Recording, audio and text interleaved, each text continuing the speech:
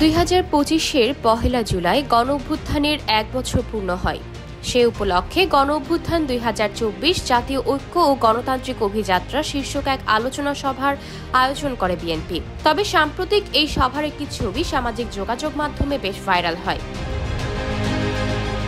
অনুষ্ঠানের ছবি ঘিরে শুরু হয় নানা সমালোচনা ও বিভ্রান্তি। ভাইরাল ছবিতে দেখা যায় এক আহত জুলাই যোদ্ধা নাদিম দাঁড়িয়ে আছেন, পেছনে বসে রয়েছেন বিএনপির সিনিয়র নেতারা। অনেকেই এটিকে বিএনপির অবজ্ঞার প্রমাণ বলেও উল্লেখ করেছেন। তবে অনুষ্ঠানে তোলা আহত এক জুলাই যোদ্ধার ছবি পরিকল্পিতভাবে ভাইরাল করা হয়েছে সামাজিক যোগাযোগ মাধ্যমে, এমনটাই জানান নাদিম নিজেই এক বেসরকারি টেলিভিশনের টকশোতে সেই ছবির পেছনের ঘটনার প্রকৃত ব্যাখ্যা দিয়েছেন। নাদিম বলেন, ছবিটা পরিকল্পিতভাবেই ভাইরাল করা হয়েছে। তারা একটু দেরিতে পৌঁছেছিল অনুষ্ঠান স্থলে, তখন জাতীয় সঙ্গীত চলছিল।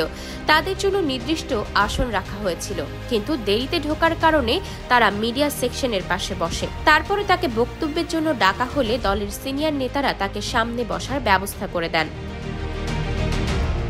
তিনি জানান, বক্তব্য শেষ করে তিনি মির্জা আব্বাসের পাশে বসেন। মির্জা আব্বাস তার চিকিৎসা নিয়ে উদ্বেগ প্রকাশ করেন ও খোঁজ খবর নেন। এমনকি ভাইরাল হওয়া মুহূর্তটির আগের মুহূর্ত এবং পরে নাদিমের সঙ্গে সৌহার্দ্যপূর্ণ আচরণ ও দেখভালের ভিডিও ফুটেজও তিনি দেখান। নাদিম স্পষ্ট করে বলেন, ছবিটি যেভাবে উপস্থাপন করা হয়েছে তা মিথ্যা ও বিভ্রান্তিকর। এদিকে স্থির ওই ছবির মূল ভিডিওটি ঘেটে দেখা যায়, আহত ও জুলাই যোদ্ধা তার বক্তব্যে বলেন, আমরা বৈষম্য বিরোধী আন্দোলন করেছি, অথচ আমরাই বৈষম্যের শিকার।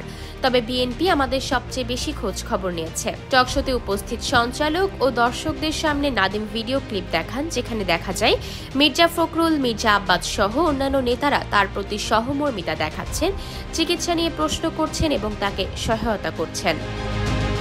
আয়শা অর্থী, নিউজ ডেস্ক, গ্লোবাল টেলিভিশন।